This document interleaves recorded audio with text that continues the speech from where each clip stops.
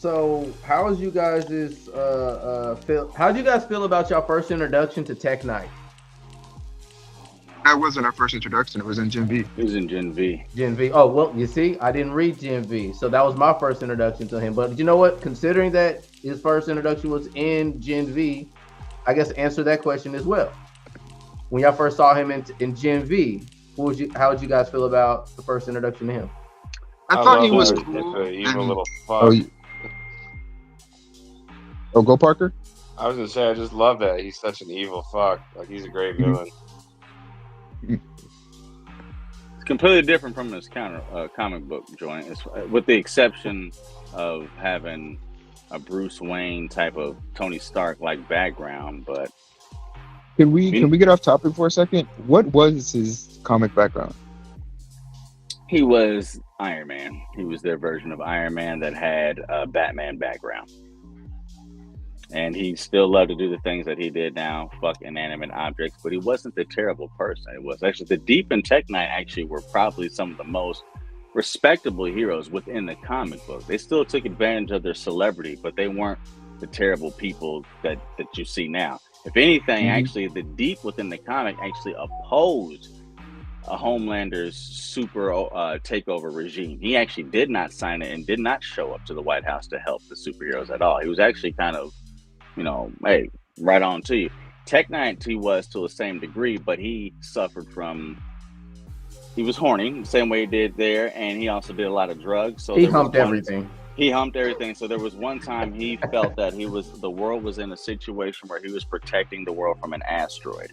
And he was saving the world from the asteroid hitting, and then before the asteroid hit, he got horny and he fucked the asteroid to the point that it blew up.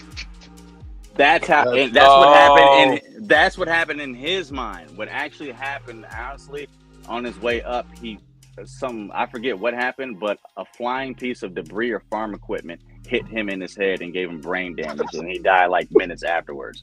So that was actually what happened to him. But in his head, he thought he saved the planet from an asteroid the size of Texas, and he stuck his dick in and fucked it till it blew up and died a sacrificing ceremonious death. That's how he thought. He thought he did that, but then he went right to his funeral. This series went is right to his freaking funeral, crazy. and it was just like, yeah, he got hit in the head by a farm equipment and died right there. It's just like, all right. Well, do you guys prefer this racist Bruce Wayne or this horny ass I'm not gonna Iron lie. Man? Well, the horny ass. Racist Bruce Wayne. It's wild either way, though. But it does, as far as what this boy show has been brought to life in, and shit like this, it does fit the dynamic, especially him, like him being wealthy beyond everyone else. It's like, this isn't merchandise or propaganda, marketing wealth being a part of a superhero. This is wealth that goes back generations because of the slave owners, and that is what we got to build prisons, and that actually is rooted in a lot of what's going on now. A lot of the major plantation owners or cotton gin owners of that time, when they got out of that shit, became prison Super owners. rich. Became super rich, and they used it to make prisons to go ahead and house criminals, because crime will always happen. And obviously we know that black men and women are arrested at a crazy rate. So that's how that happened. So they kind of made it, they made it realistic to show that how that wealth and how that mindset is still here now, and it exposed it into Tek Knight. And Parker said too, he was a great villain. You love to hate him. You couldn't wait for his demise, and he represented it well. You know what I mean? Even A-Train, the guy, speed is whatever it is, speed of sound. You can't catch him. It's just like, even my granddaddy there, A-Train, you'd have gave him a run for his money, but we still. I would have. You know what I mean? Like that. It's like shit like that. And I'm thinking like this. I'm like, oh, this is great, man. This is gonna piss so many people off. But good shit. Go ahead, get it. I already knew. It's like, we're going to get the get back on him. I already knew it. But it's just like... Jonan says Frank Miller, when they wrote Superman and Wonder Woman having sex to the point where they almost destroyed the Earth, couldn't have thought of that. I remember that. That shit. There's so much... Okay. What's he talking about? Jonan, with you saying that and stuff that's the suggestion box and reels on my YouTube, so much of this episode was definitely influenced by Marvel and DC in particular. Everything about him is influenced by Marvel and DC. Oh, everything. Yeah. I mean, even the Seven himself is just the Justice League or just Society. I mean, and even the Avengers himself. It's called, instead of Avengers, they're called Payback. That was the first real time. I mean, Avenger, Payback, you know. And Soldier Boy was Captain America and all that stuff like that too. I mean, even instead of the X-Men, they're called the G-Men.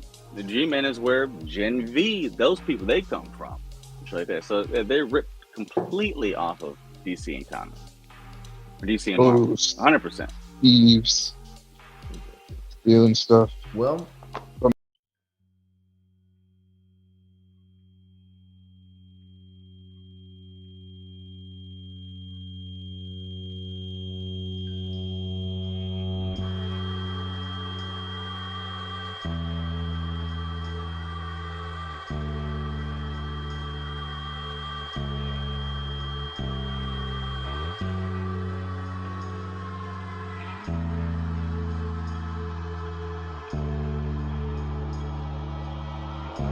Yippee-ki-yay.